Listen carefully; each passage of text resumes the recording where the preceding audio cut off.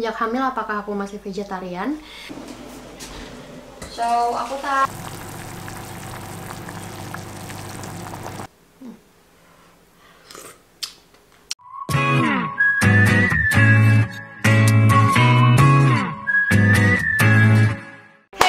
welcome back to my channel with Minanda. Buat kamu yang baru pertama kali mampir di vlog aku, bisa klik link di bawah untuk kenal siapa aku. Di sini ada video lengkap perkenalan tentang diri aku. Dan buat kamu yang belum subscribe, tolong banget teman-teman tolong subscribe dulu ya, karena subscribe kamu ini berarti banget buat aku dan buat dede bayi yang ada di perut aku nih. Kelihatan nggak tuh? Ini dia. Untuk terus bikin vlog secara konsisten. Oke guys, ini hari Rabu dan sejak bulan Juni setelah sekolah di Belanda udah mulai masuk lagi, aku ini libur setiap hari Rabu dan weekend. Jadi aku kerja nggak Senin dan Rabu aku libur, tapi kalau Senin kan aku masak buat tetangga. Nah kalau Rabu ini biasanya aku masak-masak buat sendiri atau kayak buat pesanan orang yang aku lagi ada energi terus aku bikinin ekstra. Dan tadi pagi aku udah ke mana ya? Ke dokter gigi untuk ngebersihin gigi dan kontrol, karena disarankan kalau lagi hamil itu setidaknya 1 kali pergi ke dokter gigi untuk lihat apakah semuanya baik-baik aja, karena bisa membahayakan juga kalau misalnya ada sesuatu yang terjadi di rongga mulut kita, itu bisa membahayakan kondisi janin, teman-teman. Oke, kali ini buat teman-teman yang nanya, sebelumnya kan teman-teman tahu ya kalau misalnya aku ini vegetarian di 5 tahun terakhir. Nah semenjak hamil apakah aku masih vegetarian? Jawabannya adalah tidak. Jadi aku sejak hamil itu aku berubah menjadi flexitarian. Jadi aku nggak bener-bener makan daging banyak atau ikan atau ayam, tapi aku selingi beberapa protein hewani, karena biar gimana pun protein hewani itu penting banget buat tambahan nutrisi ke janin kita ya kan. Jadi spesial kali ini aku akan masak sayur sop pakai daging tetelan. Nah seberapa sering aku makan daging-dagingan? Kalau dibilang sering juga enggak seminggu sekali, kadang enggak 2 minggu sekali. Jadi tergantung maunya aku aja. Kadang ada yang kayak 2 minggu bisa 3 kali makan, tapi kadang kayak ini sekarang ini aku kayaknya udah 3 minggu lebih aku nggak makan daging, ikan atau ayam gitu. Jadi sama nutrisi kita terpenuhi yang lainnya kayak dari protein susu, protein telur, protein yogurt, tempe, tahu, sayuran, buah-buahan, itu tidak perlu dipaksakan harus banyak makan daging, ayam, atau ikan. Bahkan kita juga harus hati-hati memakan beberapa jenis ikan yang kandungan merkurinya terlalu tinggi untuk ibu hamil gitu guys. Nah ini daging tetelannya aku pakai sekitar 250 gram, udah aku potong kecil-kecil ya kan.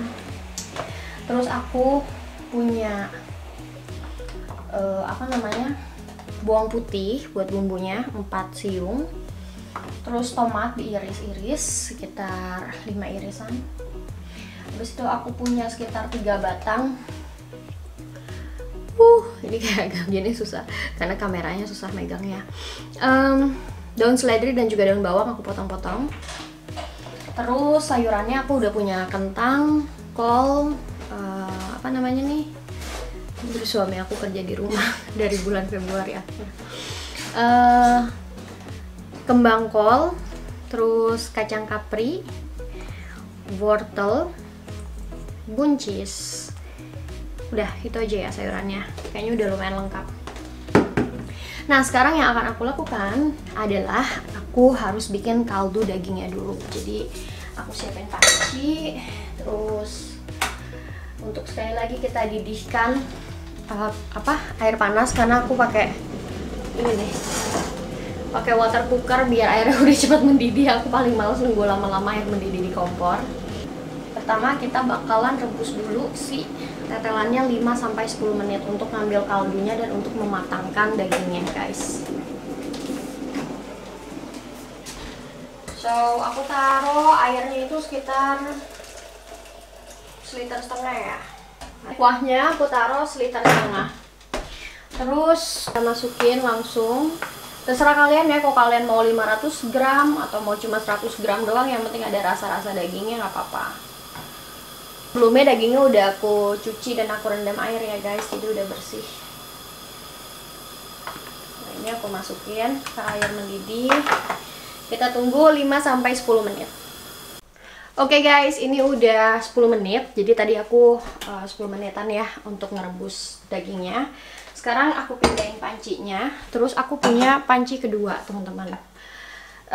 Di sini aku bakal dagingnya ini aku pindahin ke kompor lain, ke kompor satu lagi. Aku tetap nyalain apinya, tapi api kecil aja atau api sedang. Jadi dagingnya masih aku tetap rebus. Nah, di situ aku udah bisa masukin kentang, karena kentang itu lebih lama matangnya ya. Kalau teman-teman suka wortel yang empuk juga, nggak apa-apa, bisa dimasukin bareng kentang. Tapi kalau aku potong wortel itu tipis-tipis banget, dan wortel di sini nggak sekeras wortel di Indonesia, nggak tahu kenapa ya. Apa karena lebih muda gitu? Aku nggak tahu. Nah, jadi ini kentang udah bisa aku masukin di sini bareng sama daging. Sebenarnya sih menurut aku sayur sop nih gampang banget, dan aku juga nggak pakai bumbu ajaib, cuma pakai bawang putih sama lada aja penyedap. Oke, kentangnya udah aku masukin. Nah, sekarang aku nyalain kompor yang untuk numis, ngeoseng bumbu yang mau aku pakai, yaitu bawang putih, seledri sama daun bawang. Aku masukin sini. Nah, bawang putihnya kalau teman-teman mau digeprek aja pakai ulekan boleh, karena aku punya penggeprek bawang putih gini, jadi aku geprekin. Bawang putih bisa disesuaikan ya dengan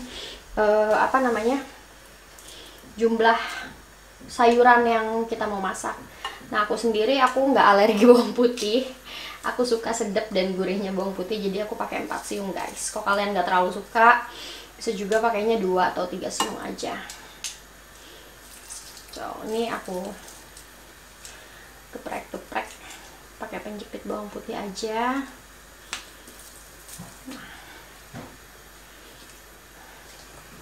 Oke.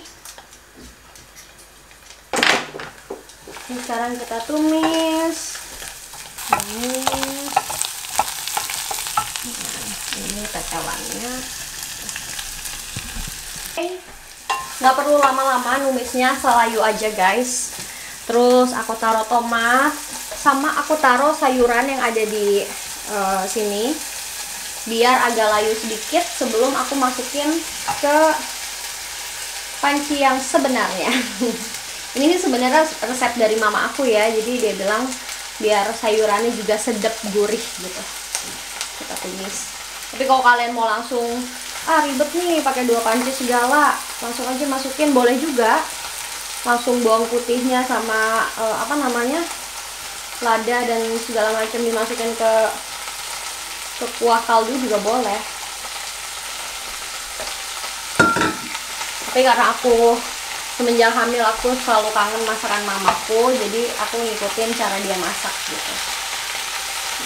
Ini agak penuh, mungkin 2 atau 3 menitan sampai agak layu dikit aja. Oke teman-teman, bisa dilihat sayurannya udah mengkisut atau layu. Terus kita pindahin lagi si sayur sop ini, karena biar lebih dekat jaraknya sama aku. Sekarang tinggal kita masukin pelan-pelan sayuran yang udah layu ini ke kuah kaldu tetelan sopnya ya. Sop. Tada, udah habis. Oke, ini udah mulai kelihatan endolitanya kayak sop di kawinan-kawinan gitu ya kan. Sekarang tinggal kita tambahin kaldu. Kalau mau pakai kaldu jamur boleh, kaldu apa aja yang ada di warung juga boleh guys. Terus lada sama garam deh, sesimpel itu. Nah, dari sini tinggal matengin dikit sekitar 3 atau 5 menit ya.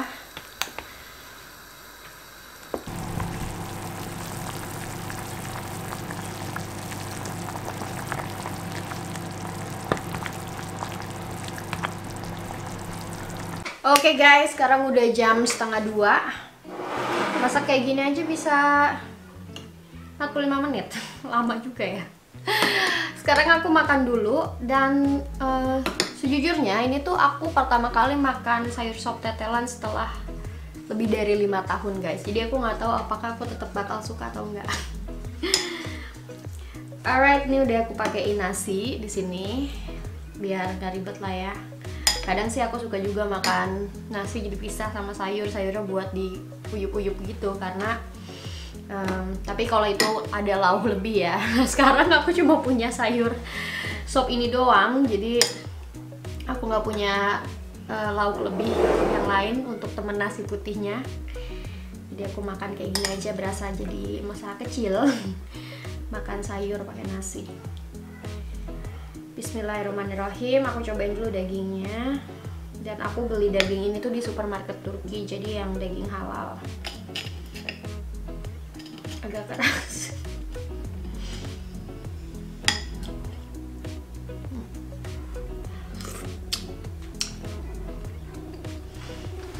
Oke juga. Enak, lumayan lah. Dan sebelumnya waktu aku awal-awal ngidam, aku tuh pernah makan juga apa ya, pernah masak rendang, semur gitu-gitu pas lebaran kemarin loh. Aku punya stok sambal di kulkas, sambal bawang kali ini. Aku taruhin dikit ya. Nah, tapi kenapa aku juga nggak terlalu sering masak daging-dagingan gini, karena aku doang makan sendiri guys. Jadi aku harus ngabisin tuh satu panci itu, karena kan ada kuah kaldu dagingnya, Dennis nggak makan. Kecuali kalau dagingnya dipisah, dia bisa makan. Enak, gurih. Kaldu sayurnya juga sehat. Ini aku minum Coca-Cola. Zero sugar sih, tapi nggak tahu lah. Kadang aku kepengen yang rasa-rasa cola, pengen susu coklat. Pokoknya yang manis-manis tuh jadi lebih suka dibanding sebelum hamil. Tapi nggak apa-apa sih, nggak dilarang untuk minum Coca-Cola selama itu nggak sering-sering, nggak setiap hari banget.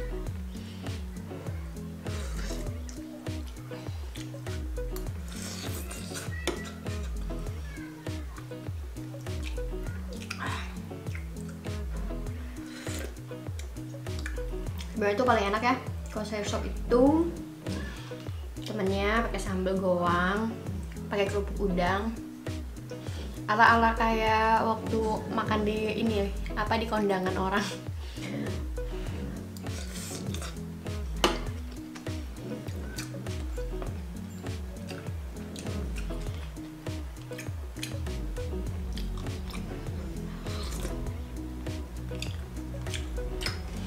Oke teman-teman, aku nggak bakalan ngabisin ini di kamera. Aku malu ngabisinnya karena ini semangkok penuh.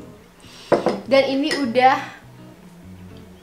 3 kali aku makan. Jadi pagi-pagi itu aku makan 2 roti coklat sama energy bar. Itu masih di kasur jam 6. Terus abis itu kan aku bangun. Nah, sepanjang malam aku tuh bisa ngabisin 1 botol kayak gini. Karena aku kebangun tuh bisa 2 atau 3 kali untuk minum.